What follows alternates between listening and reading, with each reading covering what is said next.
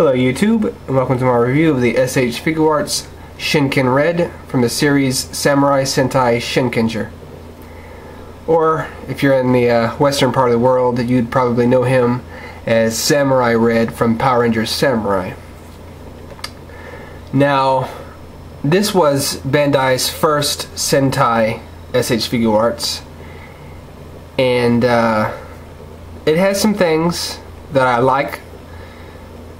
Like, for instance, the proportions of his body. They didn't try to make him super muscular like the Bandai of America figures. Thank God they didn't do that.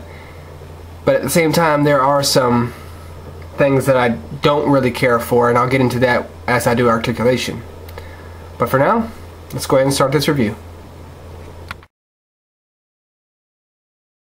For head articulation, his head can rotate 360 degrees. It can go that far down, that far up, and that far to the side. For torso articulation, he can go that far forward, that far back. He can lean side to side and twist about that much without scraping the paint. And as you can see, the belt is a loose piece.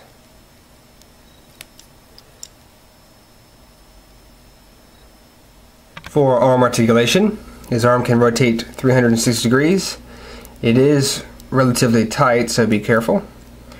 Now, on Kamen Riders, they have like a little ball right here that allows them to do a circular movement and go in and out, and I'm not too sure how I feel about this little piece. I understand why they did it, so it would look flush with his arm, but it doesn't work as well as the ball for the Kamen Riders. But anyway, his arm can go that high. It has a little bit of rotation right here at the shoulder, but it is stopped just by the shape of it. It's like at a slant. He has double jointed elbows, gets a really nice bend. And of course, his hands rotate 360 degrees and swivel. For leg articulation, he has the Type 1 style Figuarts zips, which means they're on a stem and can be brought down for wider kicks. He gets pretty good split going on. He has a really nice thigh swivel, and his leg can be brought that far forward, that far back without going to the side, because he does have a butt. He has nice double jointed knees, gets a really nice bend. Now he has plastic feet, which can rotate 360 degrees. They go down that far, up that far, hinge for the toe, and they move side to side. Pretty good range for just a simple ball joint. I have seen a lot worse, but I have seen a lot better too, so it's in the kind of the middle of the road. So not bad, but not great. For Shinken Red's accessories, starting with the hands, he has a pair of fists, a pair of holding things hands,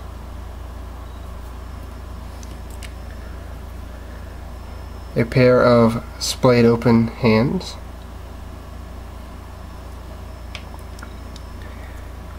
a sword holding hand,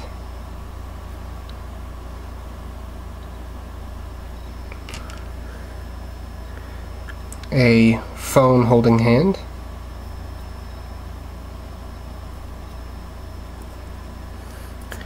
and a origami holding hand.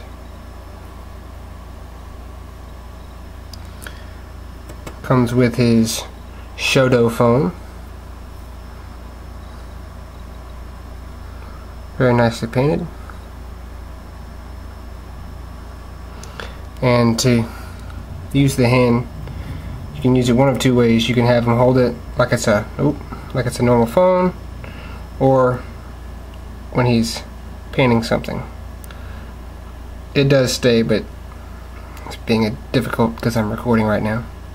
But yeah, there we go. It'll stay. And his origami is nicely painted, front and back. And to use this, you just put it in the hand, kind of move it in between the fingers, and he holds it quite nicely. Not really falling out or anything. And the origami comes in its transformed state. I believe this is the Shishi origami. If I'm saying it wrong or I'm using the wrong name, please correct me in the comments. Then we have his sword, which is called the Shinken Maru. And it's really nicely detailed. Nice paint job.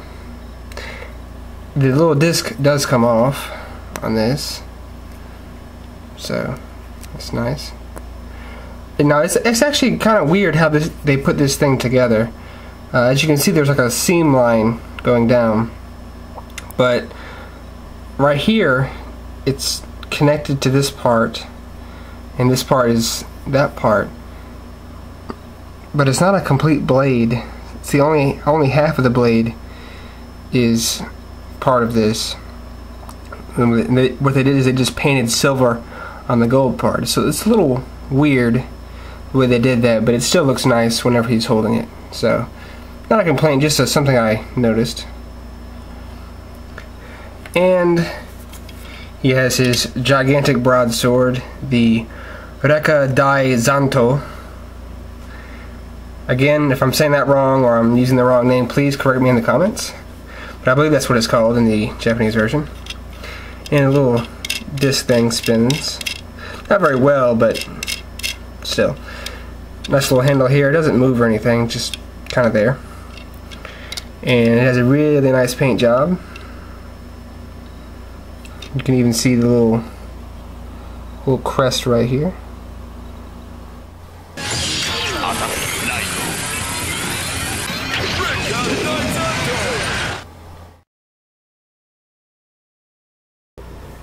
Final thoughts. Shinken Red is a really good SH Figuarts action figure.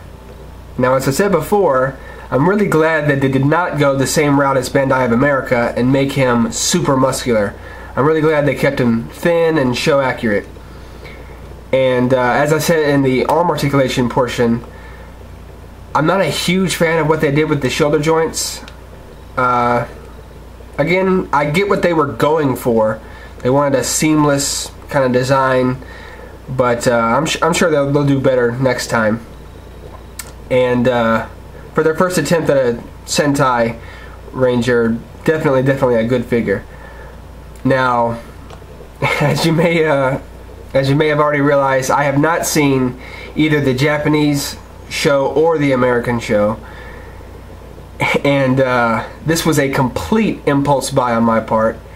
I was at Toys R Us and I saw it there along with Shinken Gold, and I thought, you know, even though I had no intention of ever buying this, you know, I saw it there on the shelf. I was like, I might as well give it a try. It's only $35. Him and Shinken Gold are $35 a piece.